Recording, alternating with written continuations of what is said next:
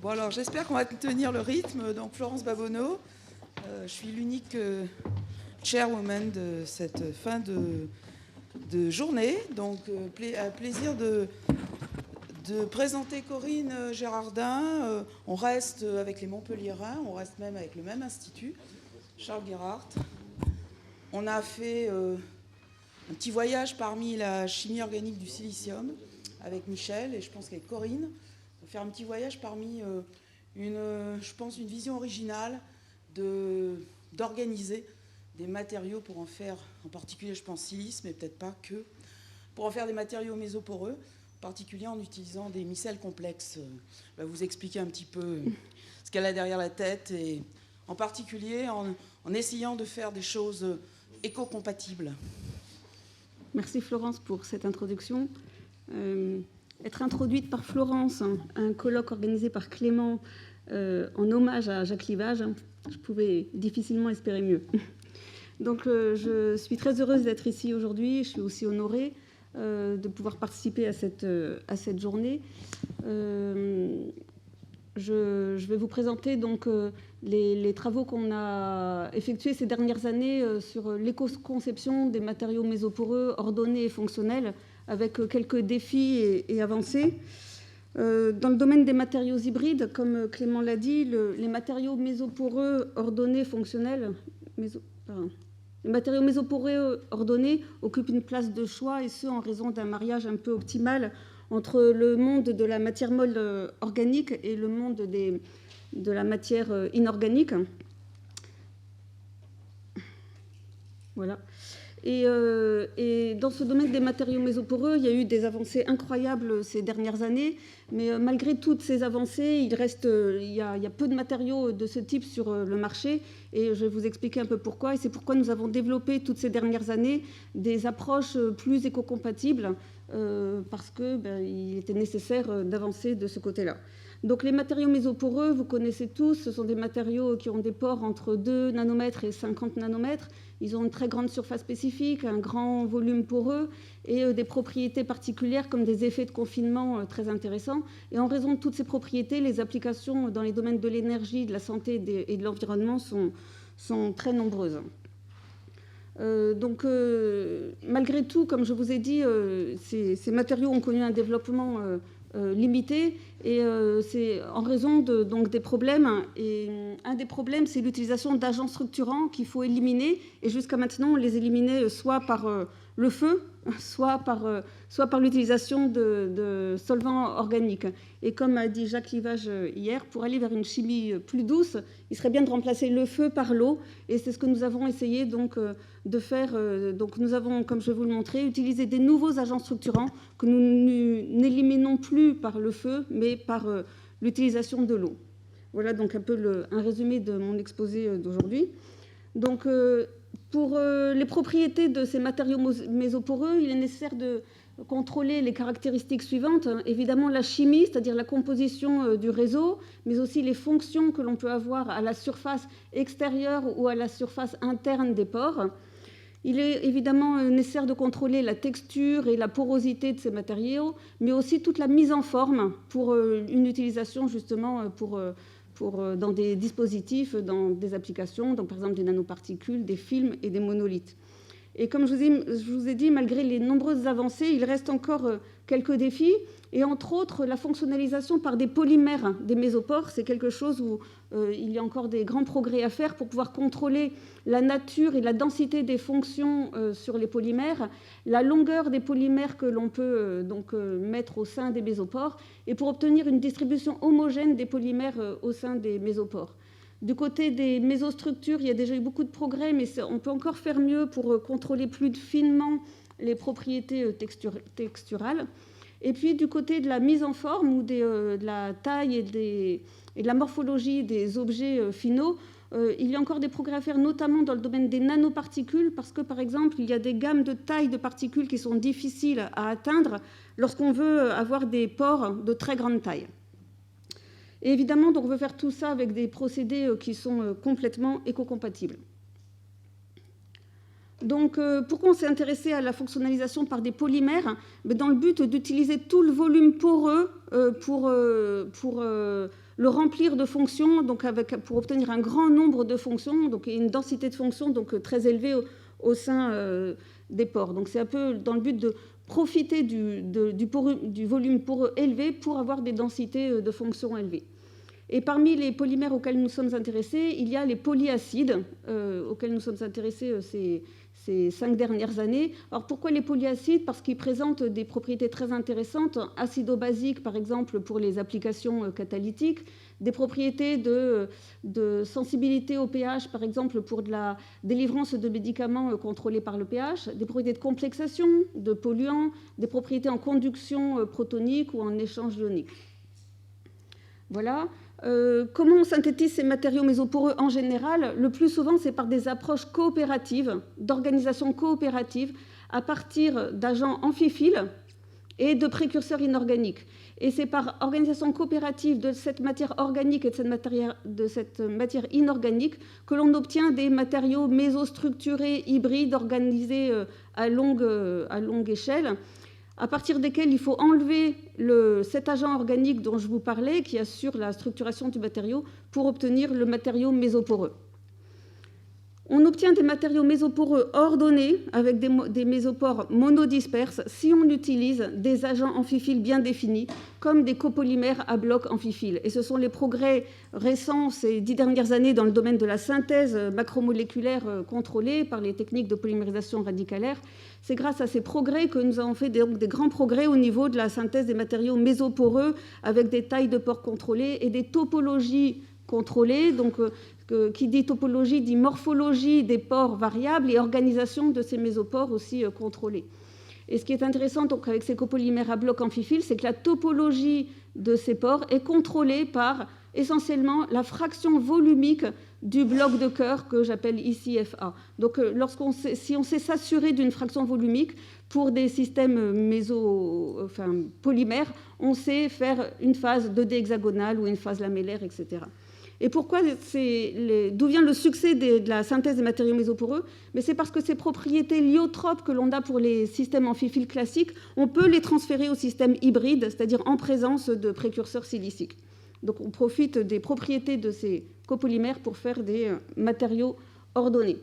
Malgré tout, je vous ai dit, il reste des limites importantes au développement de ces matériaux, entre autres parce que le tensioactif, lorsqu'on l'utilise sous la forme moléculaire ou macromoléculaire, il est en général sacrificiel. C'est-à-dire qu'il faut l'éliminer soit par calcination, par le feu, soit par l'utilisation d'un solvant organique dans des conditions souvent en plus sévères, ce qui fait que ce sont des approches qui sont coûteuses en énergie, en matière, avec des émissions de CO2 ou des utilisations de solvants organiques. Donc il y a les différents problèmes, c'est premièrement l'utilisation de templates sacrificiels dans des conditions donc difficiles, et en plus les difficultés pour fonctionnaliser de façon homogène des mésopores par des polymères. En général, il est difficile de contrôler la distribution spatiale des polymères lorsqu'on fait de la post-fonctionnalisation, soit par des méthodes de type grafting to ou grafting from. Il est difficile de contrôler la distribution spatiale, la densité de fonctions et aussi les longueurs des polymères lorsqu'on les fait croître dans les mésopores. Donc, notre objectif, le défi, c'était de développer une procédure de synthèse qui soit éco-compatible et qui permette d'avoir aussi directement une fonctionnalisation efficace et pourquoi pas une mise en forme efficace avec des rendements élevés. Donc l'idéal, en fait, c'est que si on pouvait utiliser des agents structurants qui vont jouer directement un rôle d'agent porogène et aussi d'agent de fonctionnalisation, on devrait pouvoir répondre à tous ces problèmes. Alors les agents structurants un peu magiques que nous avons utilisés et qui permettent de répondre à ces problèmes, ce sont des micelles complexes de polyions, complexes électrostatiques de polyions, donc qui sont issus de complexations électrostatiques entre un polyélectrolyte chargé négativement, un autre polyélectrolyte chargé de façon positive. Donc ces micelles complexes, comme je vais vous le dire, elles sont très différentes des micelles classiques de tensioactifs qui sont issues d'interactions hydrophobes. Et elles sont, dans notre cas, formées à partir d'un copolymère à bloc double hydrophile, complètement hydrosoluble, avec un bloc neutre qui, lui, va interagir fortement avec les précurseurs inorganiques, et un bloc polyacide. et on met en face un homopolyélectrolyte soluble dans l'eau aussi, qui va pouvoir interagir avec ce polyanion. On forme ainsi des micelles complexes électrostatiques de polyions, et une de leurs caractéristiques les plus originales, c'est que la formation de ces micelles est réversible dans l'eau. C'est-à-dire que si on se place à un pH inférieur au pK du polyacide du dibloc ou supérieur au pK de la polybase, de l'homopolymère de charge opposée, on peut dissocier les micelles et les reformer simplement dans l'eau, juste en jouant sur le pH ou même en jouant sur la force ionique. Donc voilà les caractéristiques importantes de ces micelles. Et pourquoi ces micelles nous permettent de répondre aux problèmes que je vous ai décrits précédemment? C'est-à-dire que si on mélange nos deux polymères à un pH situé dans la gamme inférieure de la gamme de mycélisation, de pH de mycélisation, donc à un pH bas où les deux polymères n'interagissent pas, on se met en présence de précurseurs siliciques. On va pouvoir former directement notre matériau hybride mésostructuré si on augmente le pH dans la gamme de mycélisation. Donc en augmentant le pH dans la gamme de mycélisation, on a formation des micelles et condensation inorganique qui conduit à la formation du matériau. Il suffit ensuite de redescendre le pH de la solution aqueuse dans laquelle on effectue nos synthèses à un pH inférieur, encore une fois, au pK du polyacide pour redissocier nos micelles dans l'eau et dissocier les micelles donc à l'intérieur du matériau pour pouvoir éluer de façon sélective l'agent de mycélisation que l'on pourra recycler dans d'autres synthèses de matériaux et récupérer de façon indépendante notre matériau mésoporeux fonctionnalisé par des polymères où on a révélé nos fonctions polyacides. Donc voilà le concept qui permet de former directement nos matériaux mésoporeux fonctionnalisés par des polymères, comme je vous le montrerai en 2 heures. Dans l'eau, à température ambiante, on a formé directement notre matériau fonctionnalisé par des polymères.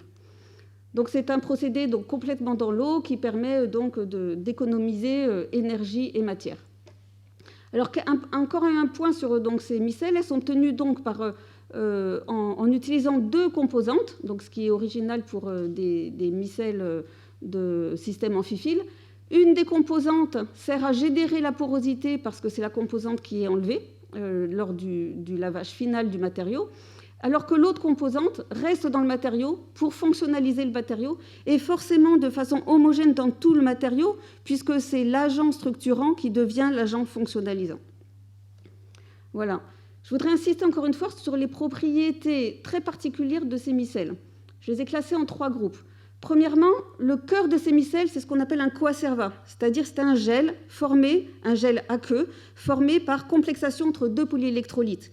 Et tout ce que l'on sait sur les coacervas en général, on peut les appeler les coacervas macroscopiques. Toutes les propriétés des coacervas, elles sont valables au sein de ces micelles, donc à l'échelle nano. Et donc on est capable de jouer sur les propriétés de ces coacervas en jouant sur des paramètres pH, force ionique et quantité d'eau. Donc ce cœur de micelle, il est hydrophile, ce qui est très différent des cœurs de micelles classiques. Il est capable de répondre à des stimuli dans l'eau, pH, concentration, force ionique. On peut gonfler ce cœur à souhait en jouant sur ces paramètres. La deuxième propriété importante, c'est qu'on peut tellement le gonfler qu'on peut dissocier ces micelles dans l'eau, comme je vous l'ai déjà dit, et donc on a l'association réversible de ces polymères. Et la troisième propriété intéressante, c'est que ces micelles elles sont intrinsèquement multifonctionnelles, puisqu'on a plein de fonctionnalités sur les 2 polyions. Voilà. Et c'est ces propriétés-là dont on va tirer profit pour pouvoir préparer nos matériaux mésoporeux fonctionnels dans des conditions beaucoup plus douces que ce qui est fait jusqu'à maintenant. Alors, quand on a commencé ces travaux avec la thèse de Julien Reboul, ici présent, on n'avait aucune idée du comportement lyotrope de ces micelles. On n'avait jamais vu aucune mésophase de ces micelles. Donc, c'était un défi. Et donc, on a commencé avec ce défi important. Donc, je vais vous présenter donc, la synthèse de ces matériaux mésostructurés, donc, à partir donc, de ces systèmes-là. Et je vais commencer par vous présenter les matériaux hybrides mésostructurés. Et en deuxième partie, je vous présenterai la partie lavage de ces matériaux avec élution de l'agent de mycélisation. Alors, première partie, on commence avec notre système un peu de référence, qui est le système suivant, un polyoxyde d'éthylène, polyacide acrylique, que l'on mélange à un oligokitosane complètement soluble dans l'eau, qui est donc une petite polyamine. On mélange ces 2 polymères à pH 2, il n'y a pas d'association, on ajoute le théos qu'on hydrolyse à pH 2 et on augmente à pH 5. Et de façon assez extraordinaire, très rapidement, on a obtenu des matériaux ordonnés de ce type-là. Donc des structures 2D hexagonales avec des pores cylindriques très bien structurés à longue échelle. Et c'était donc la première preuve des propriétés mésogènes de ces assemblages PIC. Et vous voyez donc que la mésoporosité est largement accessible de l'extérieur et qu'on a des matériaux qui sont très bien ordonnés à longue distance, comme vous voyez sur cette image. On a voulu aller plus loin et on a voulu voir si ces micelles PIC, elles pouvaient, comme les systèmes amphiphiles classiques, amphiphiles issus d'interactions hydrophobes, est-ce qu'on pouvait contrôler le type de phase que l'on voulait faire? Est-ce qu'on était capable de contrôler la topologie et la morphologie des pores au sein des matériaux? Donc on s'est inspiré de tout ce que l'on sait sur les systèmes amphiphiles classiques et on s'est dit que si on prenait un copolymère à bloc où le polymère ou le bloc de cœur était plus grand que celui qui était utilisé pour des phases hexagonales, on allait peut-être avoir la chance de se déplacer ainsi dans le diagramme de phase et de tomber sur des phases lamellaires. Donc c'est Julien Reboul qui a montré que, effectivement, quand on prend des polymères avec des PAA plus grands, donc en diminuant le degré d'asymétrie du copolymère à bloc, on trouve des phases lamellaires très bien ordonnées. On a voulu aller encore plus loin, donc c'était une très bonne nouvelle déjà, mais on a voulu aller encore plus loin en essayant de tirer profit encore plus des propriétés spéciales des micelles PIC. Et je vous ai dit, on est capable de gonfler le cœur des micelles PIC un petit peu comme on veut. Donc le défi suivant, c'était, est-ce qu'avec un seul copolymère à bloc, donc on va éviter de refaire une synthèse de copolymère, voilà, comme on faisait avant. Est-ce qu'avec un seul copolymère à bloc, on peut changer la courbure des pores dans les matériaux et obtenir des phases hexagonales, lamellaires, etc. avec un seul copolymère? Ben oui, c'est possible parce que, comme je vous ai dit, on peut changer la fraction volumique du cœur en jouant sur le pH.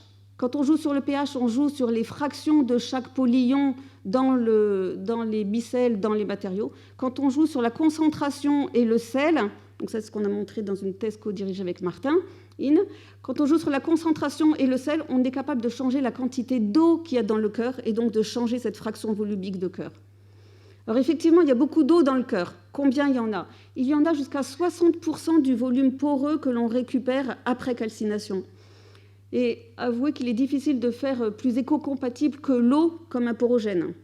Donc 60% du volume poreux des matériaux après calcination vient de l'eau, et c'est ce que l'on a montré, entre autres, en regardant les isothermes d'absorption des matériaux hybrides. Donc on a laissé tout l'agent structurant, et on a montré que ces matériaux hybrides, une fois séchés, ils sont mésoporeux.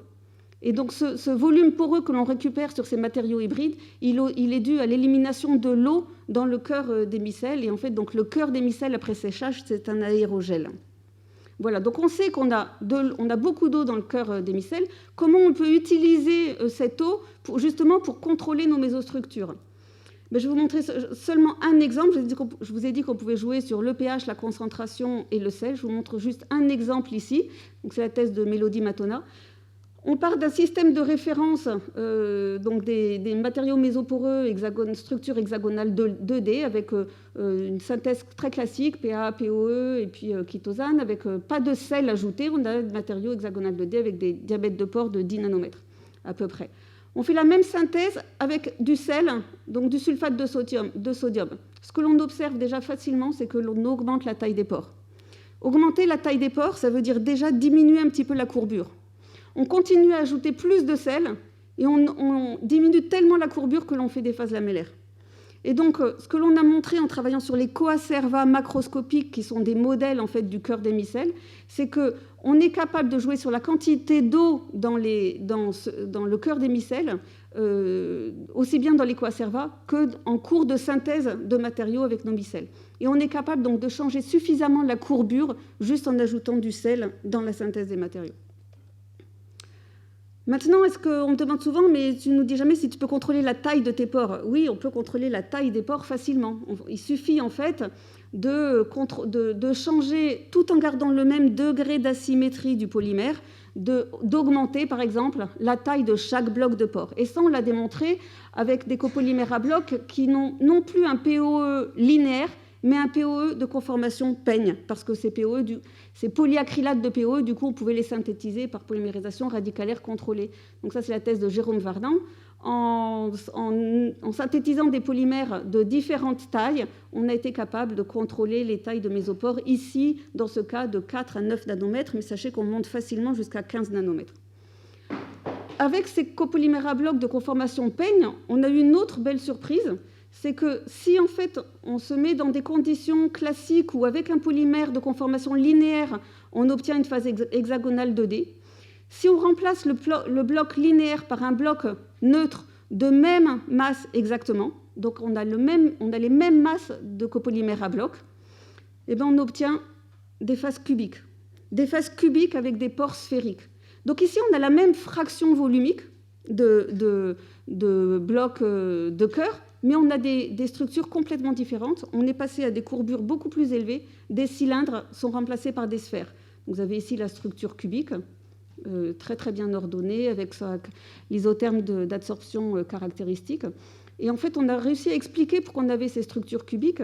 C'est que le volume de couronne est distribué de façon complètement différente. Et en fait, ce qu'on appelle la longueur statistique de la couronne est largement diminuée quand on passe d'un bloc linéaire à un bloc peigne, ce qui augmente très fortement la courbure et conduit à des surfaces, à des structures cubiques.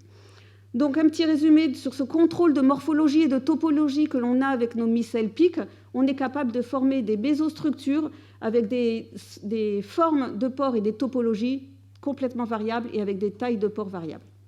Donc on va continuer maintenant qu'on sait contrôler la structure de ces pores. La dernière partie, c'est donc l'élution sélective de l'oligochitosane pour former les matériaux fonctionnalisés par les mésopores. Donc il suffit là en fait de diminuer le pH à 2 dans l'eau, d'agiter, et en fait ça on le fait en général de façon continue. On ne s'arrête pas à ce matériau-là. On fait le matériau, on a notre poudre au fond de notre bécher rempli d'eau, on descend le pH à 2, on lave une fois, 2 fois, et on récupère directement notre matériau fonctionnalisé par des mésopores à température ambiante. Alors je vous montre les résultats, ici dans le cas d'un copolymère PA-POE linéaire. Simplement, donc, à 30 degrés, en se plaçant à un pH inférieur à 3 et en présence de sel, mais ce n'est pas obligatoire, on obtient une extraction totale du chitosane avec 700 mg de copeaux qui restent par gramme de silice. Donc on génère à température ambiante directement la bésoporosité et les fonctions acides qui sont révélées. Juste pour vous donner un petit peu une idée, si vous prenez un pore cylindrique et que vous regardez sur 1 nanomètre linéaire, le nombre de fonctions que l'on a dans un cas que l'on a obtenu, c'est 300 fonctions acides par nanomètre linéaire. Donc on est très riche en fonctions et en fait on a pu même monter à 5 fois ce résultat-là. On s'intéresse maintenant, donc depuis peu, aux propriétés de ces matériaux fonctionnels, aux performances en adsorption, aux performances en catalyse acide, puisqu'on a des polyacides, et aux performances en conduction protonique et conduction ionique. Je vous montre aujourd'hui juste un exemple de performance en adsorption. On utilise ici l'oramine, qui est un colorant cationique. Et le résultat intéressant, c'est que en fait, si on essaye de remplir un matériau mésoporeux nu calciné par de l'oramine, on ne peut mettre environ que 55 mg par gramme de silice. Par contre, notre matériau rempli de polyacide acrylique, il nous permet d'en mettre 5 fois plus, en raison de l'affinité très forte entre, évidemment, les fonctions acrylates et l'oramine. Voilà, donc on a des propriétés en adsorption qui sont intéressantes. On a aussi absorbé des ions lourds, et donc en général, on absorbe jusqu'à compensation de charge des PA, donc c'est énorme. Et on a aussi mis des principes actifs. Donc vous avez ici toute une famille d'anesthésiants que vous connaissez sûrement, dibucaïne, tétracaïne, procaïne, qui sont des anesthésiants cationiques, et on a rempli ces matériaux d'anesthésiants, et on a donc des taux de charge qui sont très élevés. Juste une petite parenthèse, on a fait aussi autre chose d'intéressant, c'est qu'on a utilisé ces principes actifs. Les principes actifs, au lieu de les intégrer après, on les a utilisés directement en agent de mycélisation. Ces principes actifs, vous voyez, ce sont des petites polyamines. Et ici, on a utilisé non plus les anesthésiants, mais des antibiotiques de type aminoglycoside. Vous connaissez sûrement la kanamycine, la néomycine ou la gentamicine, qui sont des antibiotiques très utilisés. Et on les a utilisés donc à la place du chitosane directement en agent de mycélisation. Et on a montré qu'on faisait des matériaux très ordonnés, donc remplis, extrêmement chargés en antibiotiques, et dont la délivrance, le relargage est contrôlé par le pH. Et dans le cadre d'une collaboration très sympathique avec Michel Wong-Chiman, et dans le cadre de la formation des matériaux PMO, on a formé aussi des PIC PMO, des matériaux que l'on appelle les PIC PMO. Donc ce sont les matériaux que vous a présentés Michel, avec ici le BTEB, ce précurseur organosilylé. Et on a, à partir de nos micelles PIC remplis, préparés à partir de néomycine, on a fabriqué ces matériaux très bien ordonnés et on a montré qu'ils avaient des propriétés bactéricides très intéressantes. Il nous restait une chose à contrôler, c'est la mise en forme. Vous vous souvenez, je vous ai dit, il faut qu'on contrôle la fonctionnalité, la texture et la mise en forme. Et en fait, je vous ai dit, un des défis, c'est d'essayer de faire des nanoparticules dont on sait contrôler de façon indépendante, en fait, la taille des nanoparticules et la taille des mésopores. Et ça reste un défi. Donc voilà, notre objectif, c'était de préparer des colloïdes mésoporeux fonctionnels. Et l'idée que nous avons eue, la stratégie que nous avons adoptée, donc ça c'est dans la thèse de Jason Richard, c'est de moduler l'interaction entre les micelles et les précurseurs siliciques. Quand on fait une synthèse classique à partir de micelles à couronne POE, on a une précipitation macroscopique très forte et très rapide qui est due à l'interaction forte qui existe entre le POE et la silice. On a eu l'idée en fait de moduler cette interaction en ajoutant un autre copolymère à bloc double hydrophile, par exemple ici un polyacrylamide polyacide acrylique, sachant que le polyacrylamide est un bloc très soluble dans l'eau, mais qui n'aime pas la silice. Et on a utilisé ici, encore une fois, les propriétés très intéressantes des micelles PIC, qui sont qu'on peut former des micelles à couronne mixte, donc des choses qui sont un peu proches de ce que fait Étienne. Donc des micelles à couronne mixte, où on peut à la fois mettre du polyacrylamide qui n'aime pas la silice et du POE qui aime la silice. Et on a montré qu'en jouant sur la quantité de ce polymère que l'on introduit au départ dans nos micelles mixtes, on est capable de contrôler la croissance de nos matériaux mésoporeux siliciques. Donc, comme je vous montre ici, voilà ce que l'on obtient. Certes, les matériaux sont jolis, mais ils sont complètement informes et macroscopiques lorsqu'on n'utilise que du POE-PA. Mais si on augmente la quantité de polyacrylamide PA, on est capable d'augmenter la surface externe de notre matériau, de contrôler la croissance des matériaux et d'obtenir des nanoparticules. Pardon.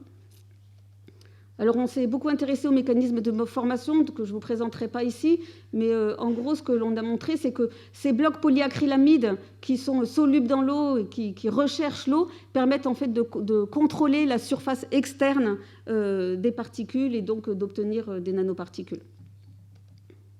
Voilà, donc j'ai essayé de vous montrer qu'en fait, en utilisant des agents structurants qui permettent à la fois de jouer un rôle d'agent porogène et d'agent fonctionnalisant, on va vers une intensification des procédés d'élaboration, puisqu'on peut combiner avec ces micelles particulières, on peut combiner et obtenir simultanément un contrôle de croissance des matériaux, un contrôle de la forme finale des matériaux, un contrôle de la fonctionnalité des matériaux. Voilà, donc en utilisant ces micelles particulières, on obtient des distributions homogènes de polymères avec des taux de charge très élevés, des contrôles de structure aisés avec économie de matière, économie de polymères, et des contrôles de taille aussi très intéressants. On est descendu jusqu'à 100-150 nanomètres. Voilà, quelles sont les perspectives de ce côté-là ? Déjà, côté fonctionnalité, on est en train de faire varier encore plus la nature du réseau, et on va aller vers l'oxyde de titane. Du côté des fonctions, je vous ai montré que les polyacides faibles, mais on a aussi travaillé sur les polyacides forts. Donc on a fait les polyacides phosphoniques et sulfoniques. On va s'intéresser à la multifonctionnalité et pourquoi pas à la distribution spatiale des différentes fonctions au sein des mésopores. Du côté des textures et porosités, j'avoue qu'on est déjà allé très loin et qu'on va faire une petite pause là-dessus parce qu'on contrôle déjà bien les textures. Du côté des morphologies et des tailles, on va s'intéresser à la stabilité colloïdale dans le temps. Du côté de l'effet du confinement, avec Nathalie Marcotte et Martin Hine, on va s'intéresser aux propriétés acides de ces matériaux, mais en s'intéressant à l'effet du confinement sur les propriétés des polyacides dans les mésopores. Comment varient les propriétés des polyacides au sein des mésopores, dont on sait faire varier la taille et la morphologie. Voilà, avec Cédric Boissière, avec Gallo, on s'intéresse maintenant, on va s'intéresser aux films minces et aux membranes. Et du côté des applications, je vous l'ai dit, en fait, on s'intéresse à la catalyse, à la conduction protonique, à la conduction ionique, et on continuera aussi avec les applications biomédicales. Voilà. Donc, pour conclure, en fait, je vous avais vu que ces MicelPeak, ce sont un peu des plateformes qui nous permettent d'avoir des fonctionnalités qui peuvent être amenées soit par le copolymère à bloc double hydrophile, soit par l'auxiliaire de mycélisation. Pour de nombreuses applications, j'ai oublié de dire qu'on veut mettre des polyamines dans nos matériaux pour essayer de faire de la séquestration de CO2. Voilà toutes les personnes que je voudrais remercier. J'ai eu la chance de travailler avec des doctorants et des post-doctorants que je qualifierais d'excellents, à commencer par Julien Reboul et à finir par Jason Richard, avec tous les autres doctorants et post-doctorants. Mes collaborateurs complices dans toute cette aventure, Martin Hine, Nathalie Marcotte, Patrick Lacroix-Desmazes et différents polyméristes avec qui nous travaillons de façon très proche pour préparer des polymères à façon. La collaboration avec Michel Wong-Chiman, Carole Carcel, John Bartlett et la thèse d'Alban Biro, et puis tous nos collègues qui nous aident en microscopie électronique en transmission et à balayage, et puis en saxe. Voilà, je voudrais finir en remerciant encore Jacques et Clément. J'ai ressorti une vieille photo, Clément, et pour vous remercier pour l'animation de cette communauté de la chimie douce. Et je nous souhaite à tous de pouvoir nous retrouver encore de nombreuses fois, soit dans des congrès internationaux, ça c'est un MRS à San Francisco, soit dans des réunions françaises de ce type. Voilà, merci.